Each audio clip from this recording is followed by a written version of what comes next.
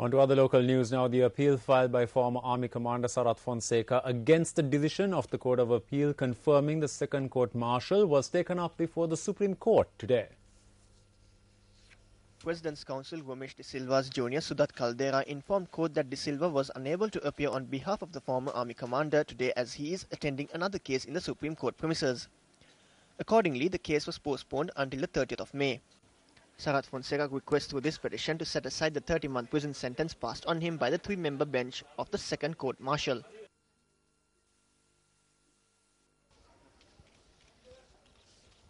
This corrupt government says that it cannot be toppled through demonstrations. People are not engaging in protests because they are mad. Kerosene and milk powder cannot be purchased. Bus fares have increased. It's only by showing the people's power by holding demonstrations can we topple the government that came into power through rigged elections. Meanwhile, the former army commander was brought to a private hospital today as well for medical treatment. Corrupt politicians who have come into power through rigged elections can be sent home. People have to come together and demonstrate.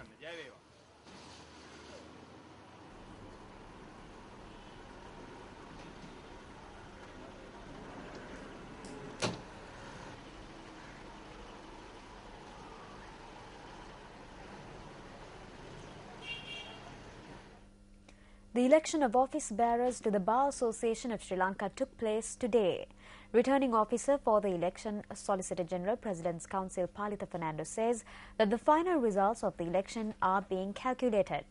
Meanwhile, results from the Colombo district show President's Counsel Vijayadasa Rajapaksa to be leading in the race for president, while Attorney-at-Law Sanjay Gamage is leading in the race for secretary. Elections for the positions of President and Secretary of the Bar Association of Sri Lanka were held today. President's Counsel Tirantha Walaliyadda, President's Counsel Vijayadasa Rajapaksa and senior lawyer R.R. Thangaraja contested for the position of President. Attorney-at-Law Sanjay Gamage and Lakshman Amarasinghe contested for the position of Secretary. 10,804 lawyers across the island qualified to vote in the election. Polling commenced at 71 centres across the island at 8 o'clock this morning and concluded at 5 o'clock this evening. Speaking to News First, the incumbent Secretary of the Bar Association of Sri Lanka, Mahinda Lokugay, said that President's Counsel Vijayadasa Rajapaksa was leading the race for the position of President. Today, returning officer Mr. Palitha Fernando, President Counsel, announced the Colombo results. The post of presidency, Mr. Vijayadasa Rajapaksa got 1,294 votes. Tirantha Walaliyadda, the President Counsel, got the 676 votes. Mr. Thangaraja got 68 votes. Poil 32. The total number of votes 270. The post of secretary, Mr. Sanjay Gamage got 1,587. Lakshman Amarasinghe got 270 votes. Mr. Vaninayaka not contesting, he withdrew, but he got the 128 votes. Another 85 votes spoiled. The total number of votes 2,070. According to the Colombo district, Mr. Vijayadasa Rajapaksa leading the post of presidency and Mr. Sanjay Gamage the lead regarding the post of secretary. A 22-year-old girl died after she was attacked by a wild elephant in the Hambantota area this morning. The father of the victim, who sustained serious injuries in the attack, is receiving treatment at the Mathura General Hospital. 22-year-old Mahagamage Geetika Mihirani died after being attacked by a wild elephant. Geetika was travelling by bicycle with her father and a friend when tragedy struck at dawn today. While Geetika died on the spot as a result of the wild elephant attack, her father was rushed to the Hambantota Hospital and was later transferred to the Mathura General Hospital for treatment. Geetika's friend, who survived the wild elephant attack, recalled the horrific incident which took place this morning.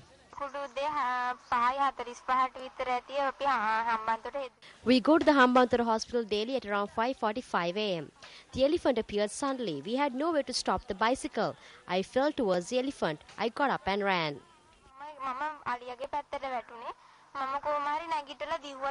Geetika Mihirani, who died in the wild elephant attack, was a student of the Hambantota Nursing School. She was the younger of two children in the family. Area residents of the Valigatta area in Hambantota carried out a demonstration following the attack.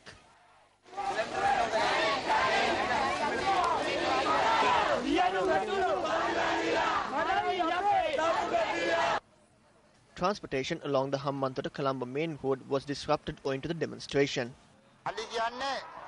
Elephants destroy our lives. Today an innocent life was lost. The government should definitely provide an answer to this. That is what we are asking. The demonstration, which was held for several hours, came to an end when the Hambantota District Secretary RMBB Migas Mulla arrived at the location and promised to immediately erect an electric fence in the area.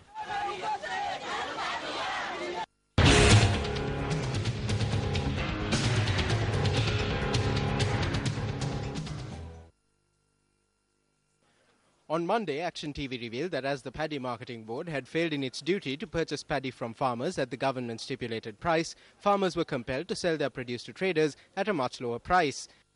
At a media briefing held the same day in Colombo, the Minister of Agrarian Services said the purchasing of paddy in the Ampara district had commenced the previous day through the Paddy Marketing Board and cooperatives. However, only 2 paddy storage facilities owned by the Paddy Marketing Board in Akare, Pattu and Potuville were open to purchase paddy in the Ampara district yesterday. In addition, the Paddy Marketing Board had also commenced a mobile program to purchase paddy. We are prepared to obtain paddy, and the warehouses of the Paddy Marketing Board have been prepared for this purpose. Arrangements have also been made to grant funds to all cooperative societies through government agents. The cooperatives have made necessary allocations in the warehouses for this purpose. Despite the statement made by the Minister, Action TV revealed on the 25th of January that cooperative storages had been filled with paddy purchased over 2 harvests. At a meeting held later at the Ampara District Secretariat, it was revealed that storage facilities belonging to the Paddy Marketing Board in Ampara had also been filled with 34,000 metric tons of paddy. We send rice to Somalia from 15,000 metric tons of paddy harvested from the Ampara district alone. This is part of a donation from the government and which is provided under the World Food Programme.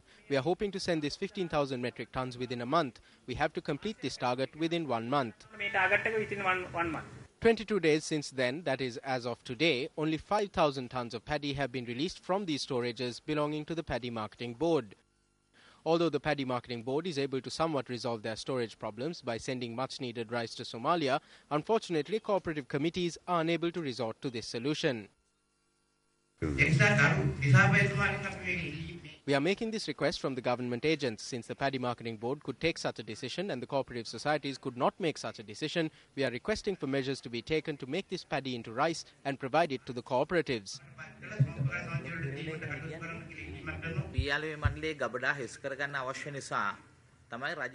For the purpose of reducing the stocks in the Paddy Marketing Board storages, the government decided to take paddy from these storages in order to send it to Somalia. This is given free, but the cooperatives cannot give it for free because they have paid a certain sum for this paddy. If we do this, then you will lose that money. Therefore, I am not sure if we can intervene. When problems exist where the responsible parties are unable to intervene, can stipulated paddy prices be maintained in the Ampara district?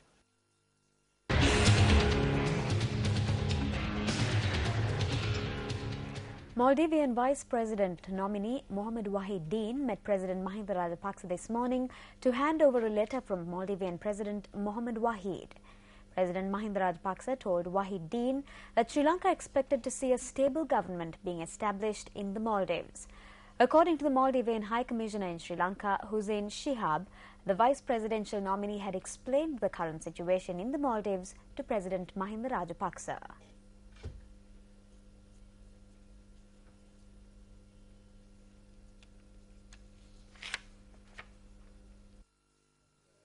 Meanwhile, a media briefing was organized by the Maldivian High Commissioner to Sri Lanka this afternoon. I would like to also inform you that President Wahid has formed a national commission of national inquiry, as he promised, on the issues that are there. There was an agreement, of course, after the visit of the Foreign Secretary of India. It contains, the issue of early elections. Early elections can be held according to our Constitution by following a legal process. And that is the main issue of the agreement. 2 Western journalists have been killed in the Syrian city of Homs. Highly respected American Sunday Times reporter Marie Colvin and award-winning French photographer Remy Ushlik died when a shell hit their makeshift media center in the Baba Ammar district. Opposition-held areas of Homs have been besieged since the 4th of February. Activists say that at least 25 other people were killed in Syria today. Incidentally, Mari Colvin was injured while reporting from the rebel-held northern region of Sri Lanka in 2001 and lost an eye.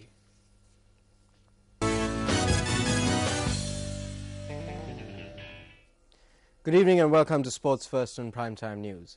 In some somber news from the world of cricket, the final rites of renowned international cricket commentator and first-class cricketer Ranil Abenayaka will take place at the Mount Lavinia Public Cemetery on Friday.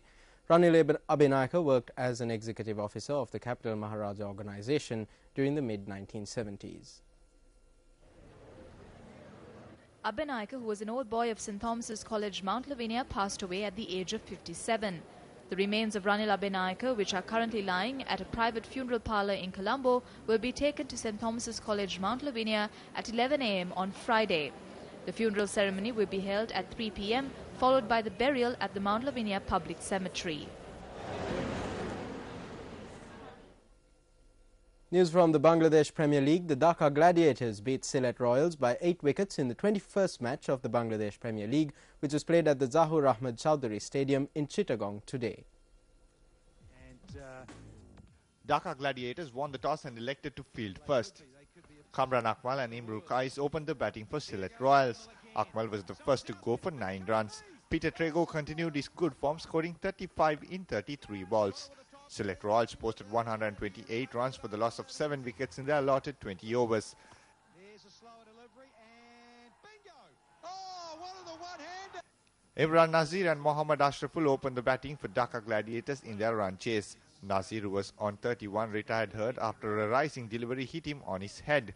Mohammad Ashraful scored 40, hammering 6 boundaries. Azhar Mahmood chipped in with 29 of 15 balls. Dhaka Gladiators comfortably reached the target in 12.5 overs with only 2 wickets down. 6:30. Here we go, and don't bother running, just keep walking to the drink cans as well. Still in cricket news, South Africa beat New Zealand in a nail-biting third and final 2020 match by 3 runs at Eden Park in Auckland today. Thereby, South Africa won the 3-match 2020 series 2-1. New Zealand captain Brendan McCullum won the toss and elected to field first. South Africa posted 165 runs for the loss of 7 wickets in 20 overs. JP Dumini top scored with 38 runs. Hashim Amla hammered 33. Skipper Abby de Villiers scored 29, while Wayne Parnell slogged 22 runs in the final overs of the innings. Nipped and gone, good start, Bracewell. He was hammered. It is short of a length, and Parnell smashed it. Goes full. Set it way over extra cover. Will it be 4? Yes. Chasing a target of 166 runs for victory, the Kiwi openers got off to a good start. Rob Nicol was the first to go for 33 runs. Jesse Ryder hammered 52, which included 5 boundaries and 2 sixes. However, with wickets falling at regular intervals, New Zealand fell just 3 runs short of victory and lost the series. South Africa have stolen it. They have stolen this game from nowhere, and New Zealand are rocked back. And what will this do for their confidence? Away. Oh, well done, South Africa. They never gave in. They never gave in at all. Well done to Johan Border. I think bowled beautifully right when that crunch part of the innings was on. New Zealand, they will be numb. They will be as numb as the... Well, there you go. That's a look at your Primetime News Bulletin for today. Thanks a lot for joining us. I'm Shane Silva. And I'm Kumarini Rajakaruna. Take care and good night.